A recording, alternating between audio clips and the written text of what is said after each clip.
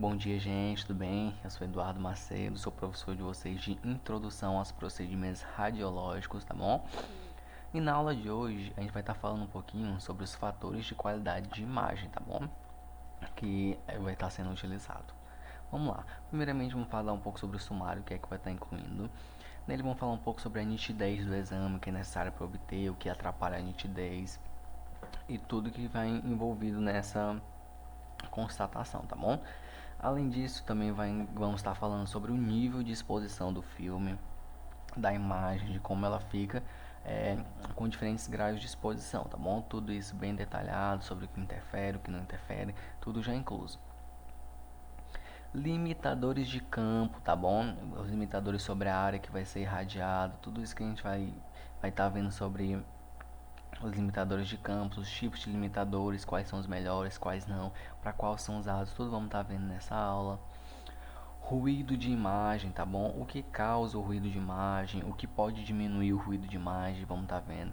Artefatos, os tipos de artefato, o que é que interfere na imagem, sobre tanto o paciente, referente a má utilização, o exame, técnicas erradas também, artefatos nos receptores, sobre a questão do cuidado, da utilização, tudo isso a gente vai ver nessa aula de hoje, tá bom? É uma aula bem junção de qualidade de imagem com algumas atividades práticas mesmo do estabelecimento de utilização dos raios, tá bom? Casos hospitais. Vamos lá. Pronto. Primeiramente vamos começar falando sobre a qualidade. A qualidade de uma imagem consta basicamente dos princípios físicos, tá bom? Que você já deve ter visto já na matéria de introdução aos princípios radiológicos, tá bom? De sua formação. Para se obter uma imagem de qualidade, é necessário que tenha um máximo de contraste e nitidez, mas sempre com a maior radioproteção possível. Ou seja, gente, tem que ter uma qualidade de exame sem ter um nível elevado de radiação, gente. Sempre prezando sempre o princípio da radioproteção, tá bom? Que é primordial, sempre tem que ter radioproteção nos exames. Dos que a gente falou, vamos começar primeiro falando sobre a nitidez. O que é que ela é, como ela pode ser aplicada e os tipos, tá bom? Como é que funciona a nitidez? A nitidez pode ser considerada como uma delimitação mensurável de cada detalhe da imagem, ou seja, seu contorno, que pode ser dividido em dois tipos: nitidez estática e nitidez dinâmica. Ou seja, galera, nitidez é algo mensurável, ou seja, você consegue ver, você consegue medir, porque é o nível de cada detalhe de imagem, o seu contorno. Se você reparar nessa imagem, galera, ela tá muito borrada, a gente nem consegue identificar direito onde começa as falanges, onde termina, tem um borrão aqui que a gente não consegue identificar, tá muito mal delimitado aqui. O dedo a gente não sabe onde é que começa, se essa parte mais escura o que é, se é uma fratura, não dá pra saber. Por quê? Porque a imagem não tem nitidez, galera. Nitidez é o detalhe da imagem, tá bom? Pode ser dividido em estática e nitidez dinâmica. Pronto. Vamos começar falando um pouco sobre a nitidez estática, tá bom? A nitidez estática ocorre por falta de fatores geométricos, como o tamanho do foco, distância errada, entre outros fatores. Vou voltar aqui o slide só para mostrar. Isso aqui, galera, é um clássico de nitidez estática ocorrida devido ao foco. Ele está mal focado, galera, porque se você reparar, um dedo tá aqui, outro dedo tá aqui, outro tá aqui, estão muito próximos do filme, o que não deve acontecer. Eles têm que ficar posicionados corretamente, como deve ser, não aleatórios como está, tá bom? Isso causa um desfoco na imagem, a nitidez, ele perde qualidade no exame. Isso vai ter que ocasionar a repetição. E repetindo o exame, não vamos estar mais prezando pela radioproteção, porque foi um erro que poderia ser evitado, galera. É, essa imagem aqui, galera, a falta de nitidez estática é causada por deficiência no filme por contato. Ou seja, quando não tem contato no filme, o contato não está correto, por exemplo, o paciente não está encostado no filme fotográfico. O que acontece? A imagem não perde qualidade, galera, porque quanto mais próximo do filme, maior a qualidade. Se ele estiver mais longe, a qualidade não é boa, pode ter ocorrido esse desvio. Isso aqui é um desses, nitidez estática causada pela a falta de contato. Nitidez dinâmica, uma estática que é parada, que ocorre devido a mau posicionamento, questão de distância foco-filme, entre vários outros fatores. A nitidez dinâmica já é um pouco diferente, não depende somente do técnico ou tecnólogo que vai fazer o exame. Ela ocorre pelo movimento do paciente, seja ele voluntário ou involuntário. Por quê, galera? Qual é o movimento involuntário? Vamos lá. Você vai fazer a radiografia de uma criança, que aconteceu muito quando eu trabalhava na área, eu atendia muita criança mesmo. E criança não fica parada, gente, não fica parada em momento algum. E é nessa hora que você tem que testar os seus dons mesmo. Então, você tem que estar dando um jeito de estar fazendo esse exame. Então, o que acontece? Quando a criança ela não fica em movimento, então a imagem pode tender a ficar borrada pelo movimento do paciente, porque o paciente não vai ficar parado. É uma criança, não, isso usando como exemplo. É uma criança, normalmente a criança não tem discernimento do que está acontecendo, então ela não vai ficar parada.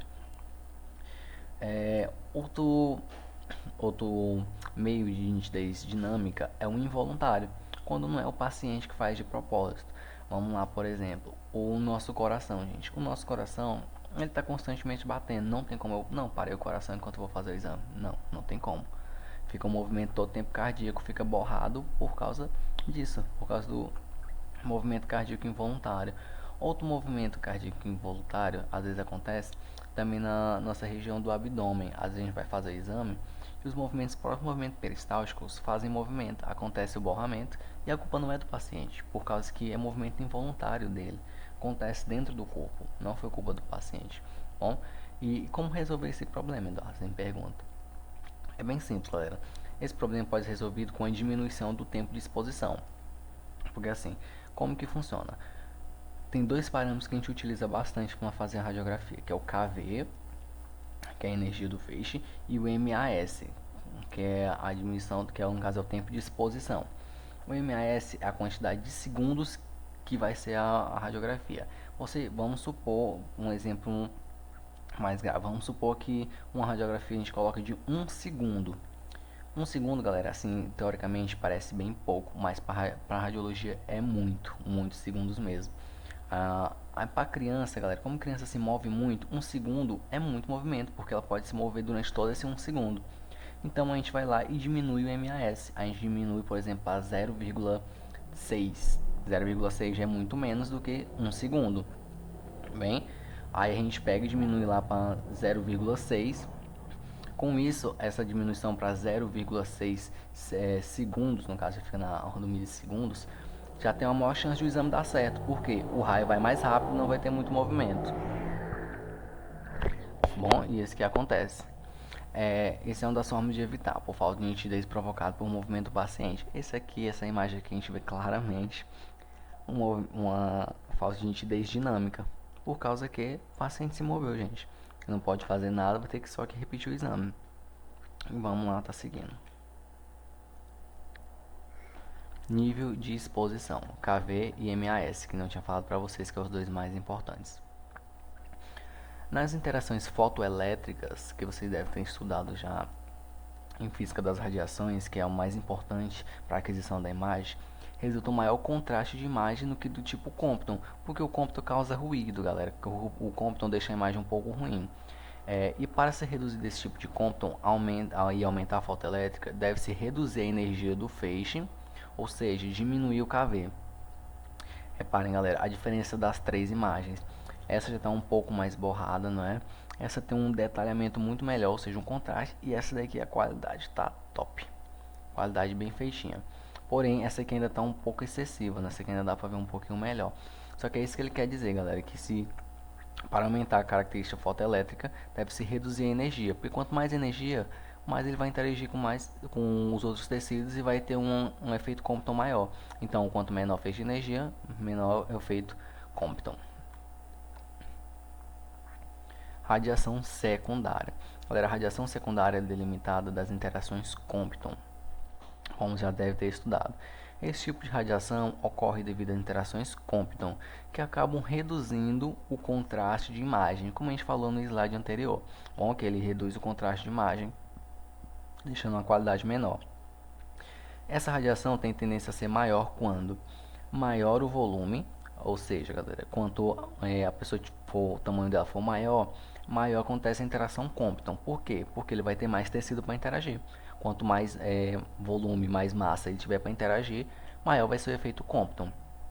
Maior a densidade da matéria, Por exemplo, quanto mais densa ela, funciona da mesma forma do volume. Quanto maior a densidade, maior vai ser a interação Compton, fazendo um borramento maior.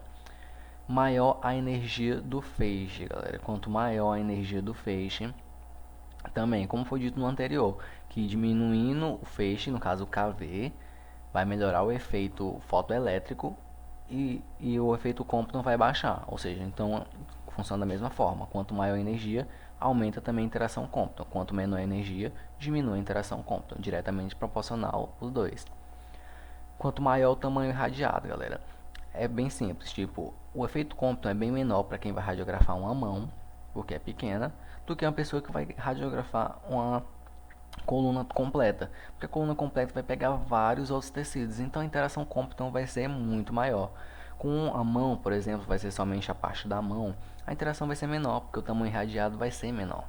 Bom, esse tipo de interação deve ser reduzida ao máximo, pois ele causa perda de qualidade da imagem. Como eu falei, o efeito Compton ele não traz objetos significativos para a imagem, ele só delimita ela de uma característica pior, gente. Então ele não tem qualidades tão objetivas assim, tá bom? Vamos seguindo. Agora vamos falar um pouco sobre os limitadores de campos, tá bom? Um exemplo dos limitadores de campo são os diafragmas, máscara, cilindros e colimadores. O que é limitadores de campo? Aí você deve estar se perguntando. Limitadores de campo, galera, é o que delimita aonde vai ser irradiado. Vamos supor que uma mão vai ser irradiada. O que é que vai limitar o campo? Os limitadores de campo, para que não irradie, por exemplo, ao redor. Porque ele vai ter a mão, né? Mas ele ainda tem um antebraço, tem a parte superior, tem o resto do corpo todinho. Para ele não pegar radiação nessas partes, tem um limitador de campo, porque ele vai limitar para ser irradiado somente na mão, tá bom? E isso ele fica na própria ampola, tá bom? Que é de onde sai o raio. São exemplos de diafragmas, máscaras, cilindros e colimadores. Colimadores, galera, são que são mais utilizados hoje em dia, tá bom? Porque eles podem ser ajustados da forma que desejar. Ele tem o objetivo de ajustar o local a ser irradiado, evitando exposição desnecessária da radiação. Essa aqui é a palavra-chave. Função dos limitadores de campo é evitar a exposição desnecessária da radiação. Máscaras têm um tamanho e formas fixas e normalmente usadas para determinadas regiões. Por exemplo, galera, isso aqui é um exemplo. Tá vendo? Ele só tem um formato certinho de onde vai ser irradiado. Por exemplo, aqui fica uma mão, se ele quiser. Bom, aí fica certinho e aqui ele protege para que não irradie as demais áreas. Cones e cilindros são tubos de metal revestidos de chumbo internamente que melhora a qualidade reduzindo a radiação espalhada. Como é que funciona o cilindro e o cone? Por exemplo, a parte a ser examinada vai ficar bem aqui na ponta, o raio vai vir de cima. Como essa parte aqui não tem chumbo, ele não vai interagir com essas partes laterais, evitando assim a radiação espalhada, porque assim, vamos supor que não tenha isso aqui. A radiação que ia vir isso aqui tudo, ia pegar essas partes adjacentes que ele não queria. Quando pegar essas partes adjacentes, vai ter radiação espalhada, que é o efeito Compton, causando uma qualidade de imagem pior.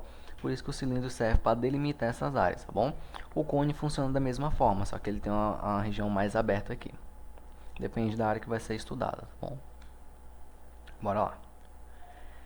Colimadores, gente. Colimadores é o que é mais utilizado hoje em dia, por ele dar a maior versatilidade para fazer os exames. Vou estar lendo aqui para depois explicar para vocês.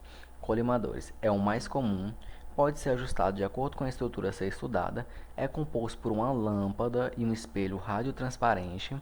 Além disso, possui dois pares de lâminas, aqui ó, dois pares, um de cada lado, aproximadamente de 3 milímetros. O primeiro fica bem próximo da janela da cúpula da lâmpada e a lâmpada indicará a área a ser irradiada. Explicando melhor para vocês, galera, como é que funciona. O colimador é melhor porque você pode ajustar isso aqui. Vocês viram que no outro ele é fixo, isso é aquele quadrado, né? Aqui não. Por exemplo, se eu quiser irradiar um dedo, eu boto um dedo aqui e fecho o resto da área. Quero fazer uma radiografia de uma mão, eu boto a mão aqui e abro aqui para pegar só a mão. Eu quero fazer uma coluna total, eu fecho essas duas e deixo só espaço aqui da coluna. Ou seja, ele é muito melhor, porque você não precisa ficar trocando. E além disso, ele vai delimitar exatamente a área que você quer ser irradiada. Além disso, ele é composto por uma lâmpada. A lâmpada, ele vai dizer a área onde vai ser irradiada, por isso que ele é bom, gente. A lâmpada vai ficar aqui do lado de dentro. Vou passar aqui no próximo slide, que eu já deixei bem detalhadozinho para ficar melhor.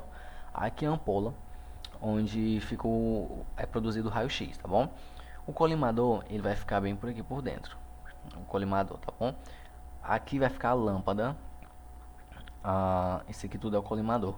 Aqui vai ficar a lâmpada que ilumina. A lâmpada bate nesse espelho. O raio vai passar por aqui. Esse espelho, ele é radiotransparente, ou seja, a radiação não interfere nele, ele não vai aparecer na imagem. A lâmpada vai bater nesse espelho e vai refletir para cá, para aqui para baixo. Então, o que acontece? Essa lâmpada, ela vai ajudar a delimitar o campo. Por quê? Porque aonde a luz estiver pegando é onde a radiação vai incidir. Ah, mas eu não quero que pegue em todo. Então você vai lá e fecha bem aqui com aquelas lâminas que tem lá. E você diminui. Aí se você quiser só fica essa parte, ou somente essa, ou então você diminui para um feixe fino. Você ajusta de acordo com o que quiser. E para delimitar vai ter a lâmpada, porque a lâmpada vai fazer a calibração certinha da onde vai ser iluminada. Onde tem essa parte iluminada é onde vai ser a radiação, que você pode ajustar com os colimadores. E o espelho, são as duas partes também fundamentais, porque o espelho é o que reflete a luz da lâmpada para você saber a área que vai ser irradiada. Bem prático. Por isso que os colimadores são bem mais fáceis de ser utilizados hoje em dia. Grade antidifusora. A grade antidifusora é um conjunto de lâminas finas de chumbo separadas por um material radiotransparente. Todo material radiotransparente, galera, não aparece na imagem, tá bom?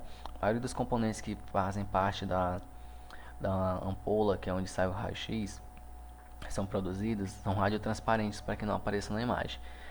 Esse material ele é muito leve, podendo ser papel ou até fibra de carbono mesmo, tá bom? Como é que funciona? Tá vendo que aqui tem as lâminas de chumbo, né? E esse aqui é a grade antidifusora. Ela tem como se fosse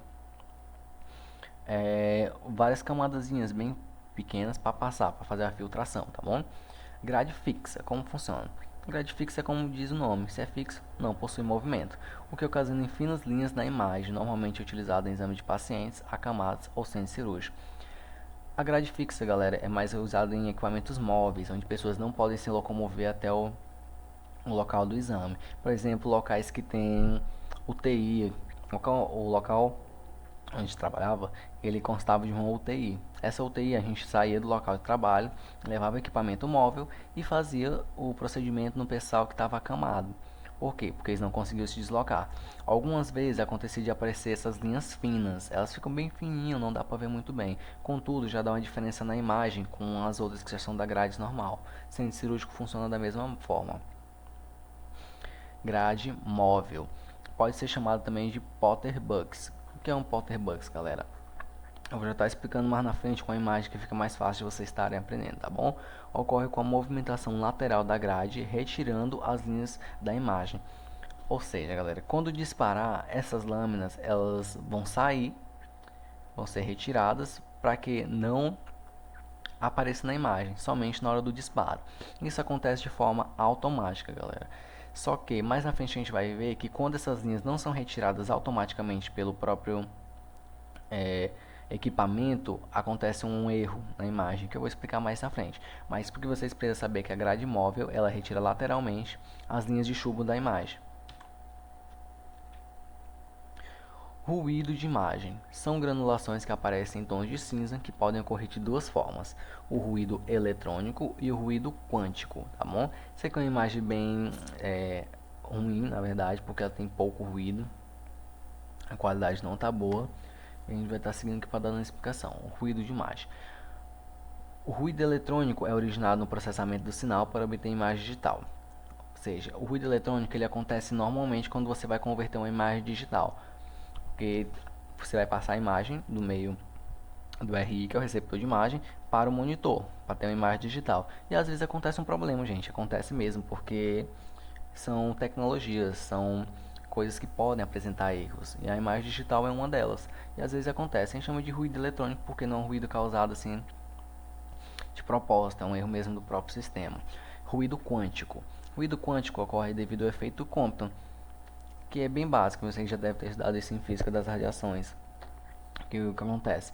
O efeito Compton, ele gera o espalhamento, né, que é a radiação secundária, que ele baixa e distorce a imagem. Isso acontece o ruído quântico, tá bom? É uma forma que acontece. Essa aqui é uma imagem com bastante ruído.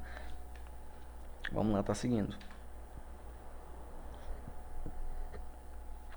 Pronto, galera, uma imagem aqui nítida de sem ruído e com ruído.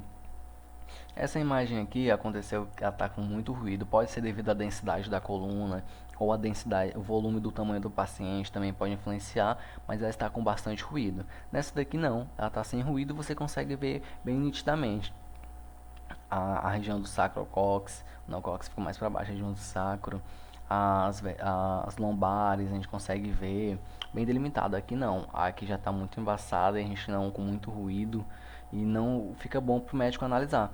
Por isso que a gente tem que prezar sempre por uma imagem de qualidade, galera. Como exemplo dessa daqui, que é uma imagem sem ruído. Artefatos na imagem, galera. Artefatos agora, a gente vai, gente, para um ponto mais delicado. São artefatos que podem influenciar na qualidade da imagem. Assim, pessoal, como é que funciona? Tem vários tipos de artefatos. Um dos mais comuns, por incrível que pareça, é o artefato do paciente.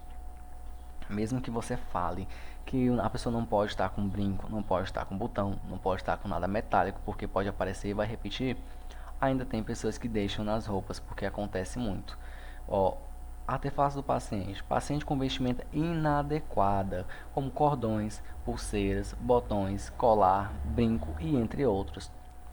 É muito comum, gente. Às vezes você vai fazer um exame, às vezes a pessoa tem um piercing que ela não consegue retirar, vai ser um artefato de imagem, porque ela não tem como retirar. Às vezes ela tem um brinco, o brinco também ela não consegue retirar porque está preso. Ou então a pessoa tem um cabelo grande, o brinco não, você não consegue visualizar o brinco, mesmo você pedindo para retirar, a pessoa não retira. Você vai lá e faz, quando vai ver a imagem, tá o brinco na imagem. Acontece, galera. Como tem aqueles memes que falam, né? É raro, mas acontece muito, é tipo isso.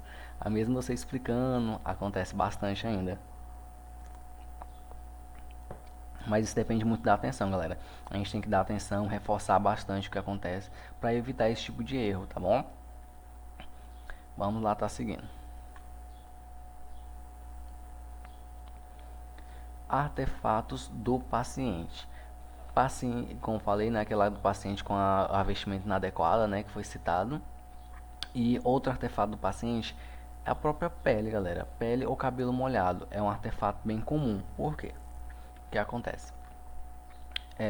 Cabelo molhado aparece sim na imagem, porque como eu expliquei para vocês, o que faz a imagem aparecer a densidade dela. E cabelo molhado é mais denso do que um cabelo seco. Então, ele tem mais tendência a aparecer e dar borramentos. Dobra de pele também pode causar artefato, galera. Alguns pacientes com sobrepeso vai ter alguma dobra de pele que pode causar também artefatos de imagem, porque aumenta a densidade devido à dobra de pele, tá bom?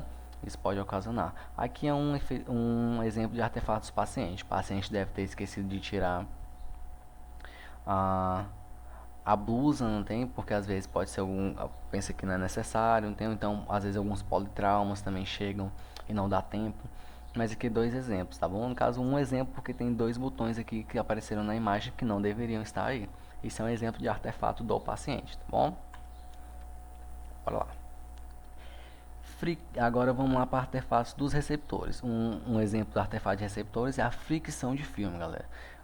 Pessoal, a fricção de filme pode aparecer em artefatos em tons escuros na imagem devido à eletricidade estática. Sim, gente. Você pegar o filme, no caso o receptor de imagem, de forma indevida, ele pode gerar uma eletricidade estática e fazendo essa linha bem aqui na imagem, tá vendo? Parece um matinho. Aparece na imagem. Quando você vê isso aqui na imagem, já sabe.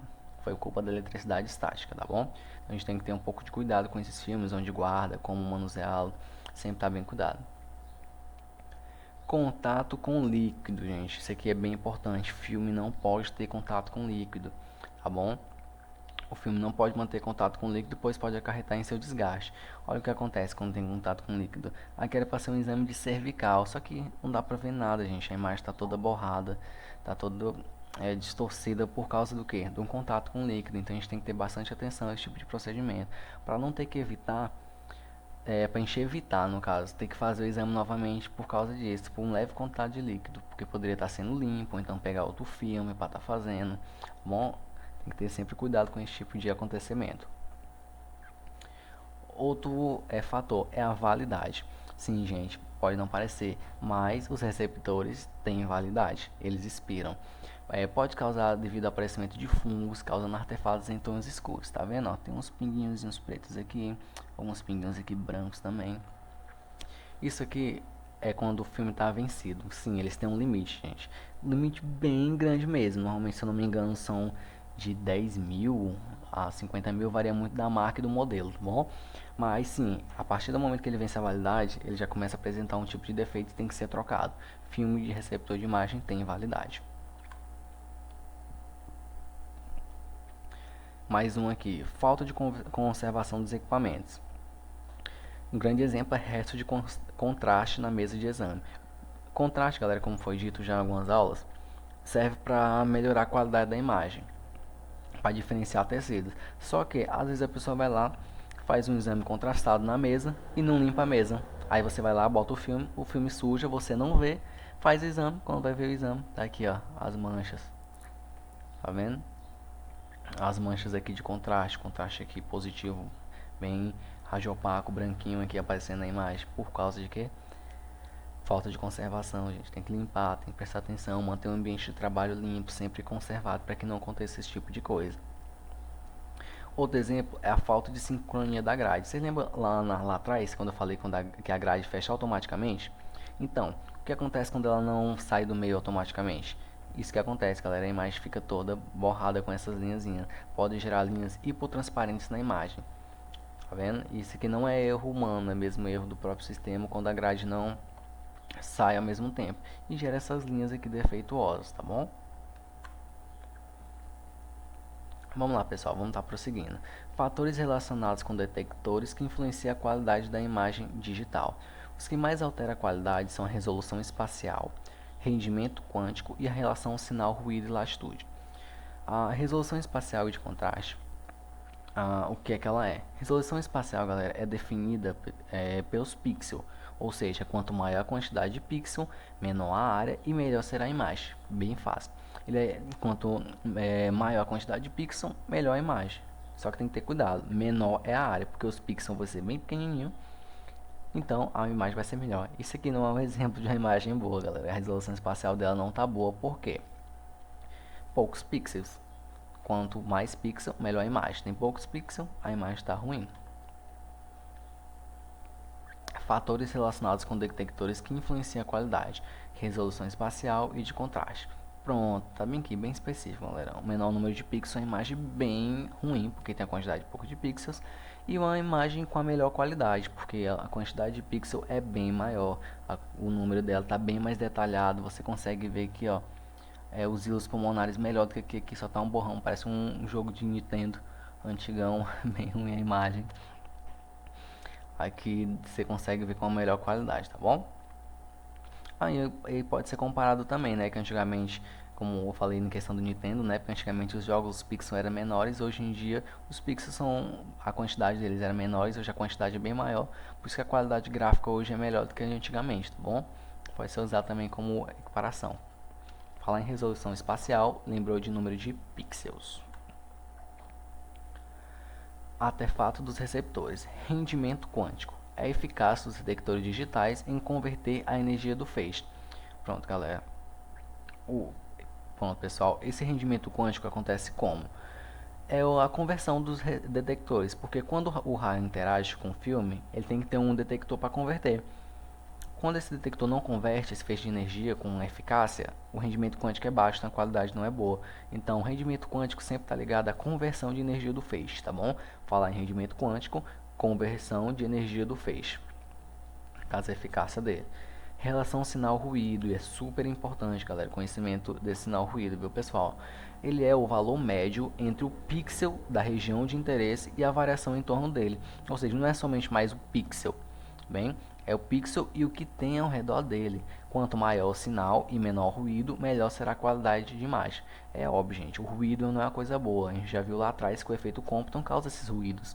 Então, quanto maior o sinal e menor o ruído, melhor a imagem. Olha essa imagem aqui, gente. Não dá pra ver quase nada, porque o sinal é baixo e o ruído é alto. Tá muito ruim, não dá pra ver muita coisa. Aqui não. A gente vê uma imagem que o sinal dela está alto, contudo o ruído está baixo, como deve ser, uma qualidade melhor. Latitude, gente. A latitude pode ser chamada de faixa dinâmica e está relacionado ao intervalo de exposição de um detector de raio-x. Quanto maior a latitude, quanto maior a latitude, maior será a escala de densidades. Quando você pega um receptor digital que você coloca lá, você faz todo o procedimento, no canto da tela tem uma faixazinha dinâmica com todos os parâmetros, fazendo essa curvaturazinha bem aqui, para você saber como é que funciona a resposta sinal, densidade, latitude, tudo corretinho. Isso aqui, essa faixa dinâmica também é a mesma latitude. Falar em latitude, lembrou de faixa dinâmica, tá bom? Como voltei slide, tá passando. Pronto, galera, queria agradecer a presença de vocês nessa aula aqui, que ela foi muito mais relacionada sobre a interação, sobre os filmes, feixes e todos os conhecimentos, tá bom? Que a gente pode também estar utilizando prática, que a gente deve evitar. Uma aula bem interativa, tá bom? Queria agradecer a presença de estar assistindo essa aula. Muito obrigado, gente, e até a próxima aula.